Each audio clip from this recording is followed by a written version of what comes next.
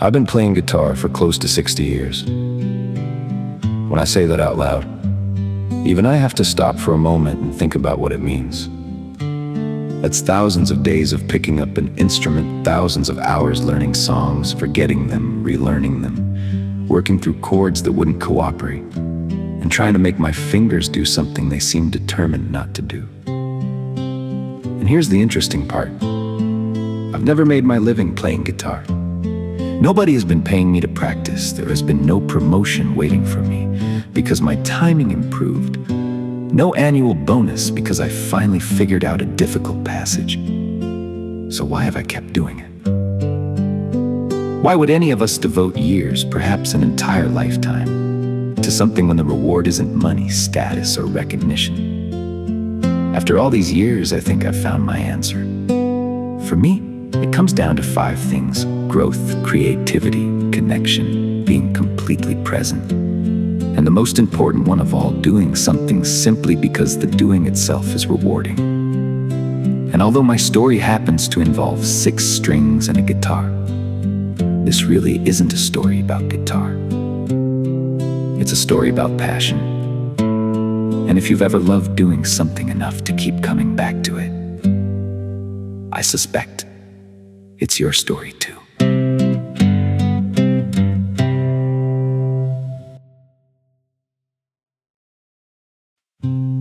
One of the great pleasures of playing music is remarkably simple. Today, I can sometimes do something I couldn't do yesterday. Anyone who has tried to learn an instrument knows the feeling. You know what you want your hands to do. Your hands, unfortunately, have a different opinion. A chord feels impossible, a rhythm won't settle. A passage falls apart at exactly the same place every time. So you slow it down, you repeat it. You make the same mistake again and again. Then, one day, something changes.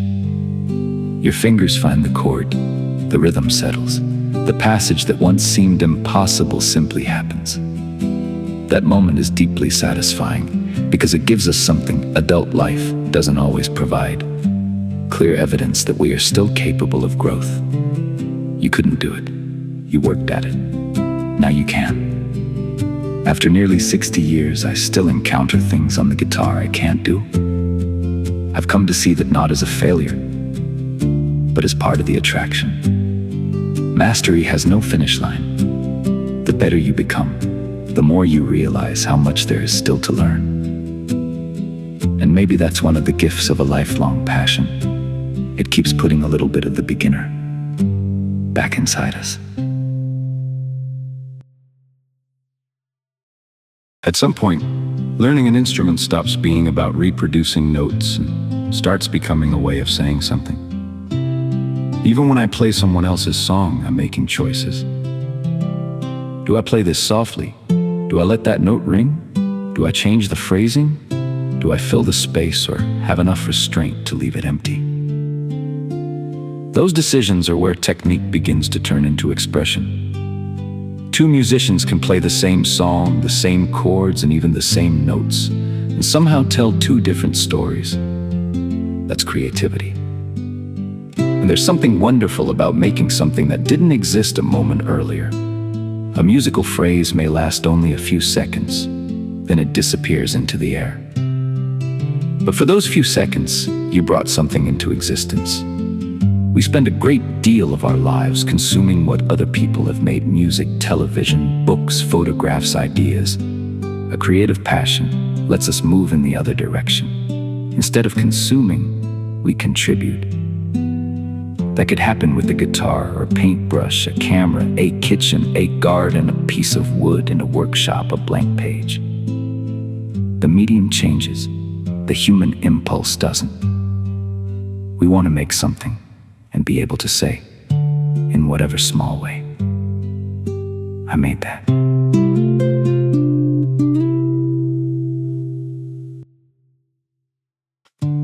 Some of my happiest musical experiences have come from playing with other people.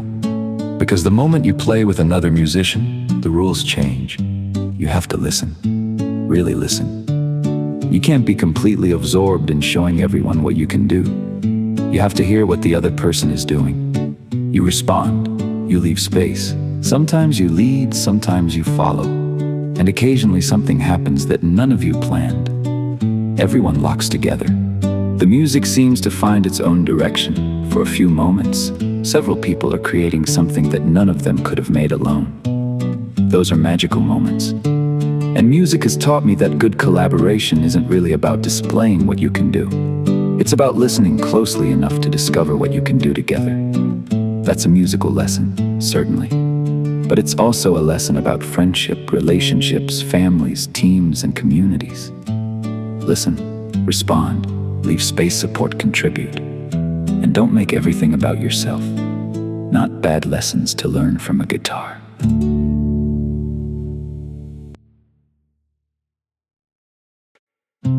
Then there are the moments when I stop thinking altogether. I'm not thinking about where my fingers should go. I'm not thinking about what I need to do tomorrow. I'm not replaying something that happened yesterday. I'm simply playing. Psychologists have a word for this: flow. It's that state in which our ability and the challenge in front of us meet at just the right level, and our attention becomes completely absorbed. Musicians know it, athletes know it, painters, writers, craftspeople, gardeners, and cooks know it. Time changes, self-consciousness fades.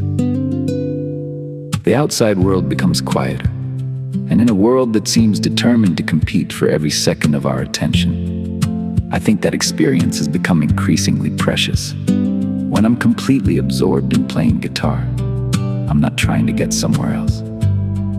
I'm exactly where I want to be. Maybe that's part of what we mean when we talk about joy, not excitement, not achievement, but the rare experience of being completely present inside our own lives.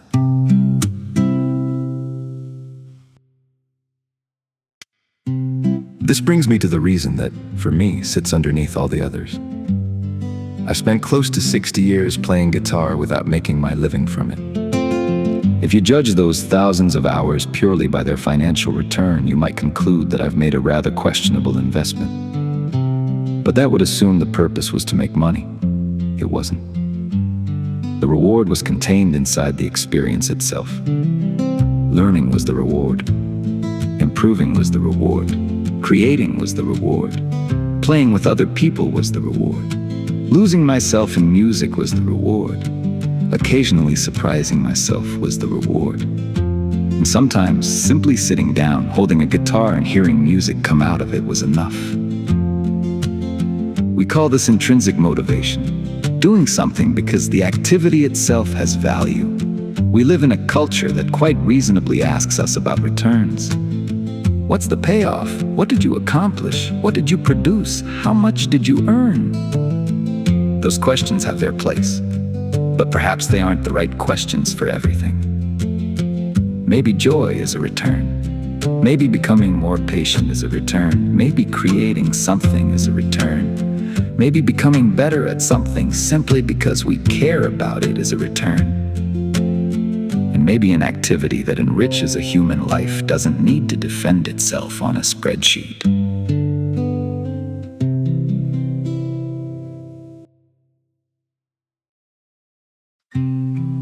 Nearly 60 years ago, I thought I was learning to play an instrument. Looking back, I realized the instrument was also teaching me. It taught me patience. It taught me persistence.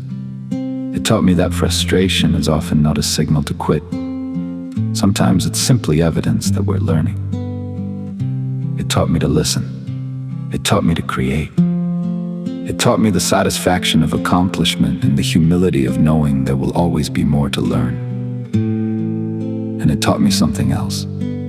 A passion can become a thread running through an entire life. Jobs change, places change, people come and go. We change. But a passion can travel with us. That's why this essay isn't really about guitar. My guitar could be your painting, your photography, your cooking, your gardening, your carpentry or woodworking, your writing, your dancing, your running, your pottery, your quilting, your sailing, your restoration project, your acting, your singing, your fascination with history, your desire to learn another language. The activity is different. The journey is remarkably similar. We begin because something attracts us.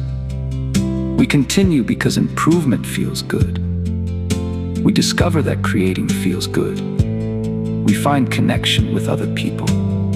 We experience those rare moments when the rest of the world disappears. And eventually, if we're fortunate, we realize that we never needed an external reward in the first place. The passion itself was giving something back to us all along. I'm still playing, I'm still learning, I'm still making mistakes. There are still things I hear other guitarists play that make me wonder, how on earth did they do that? And I love that, because after close to 60 years, the guitar can still give me somewhere to go. It still challenges me. It still lets me create. It still connects me with people.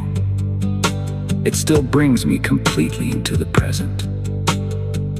And I still play for the simplest reason of all. I love doing it. The guitar happens to be mine. What's yours?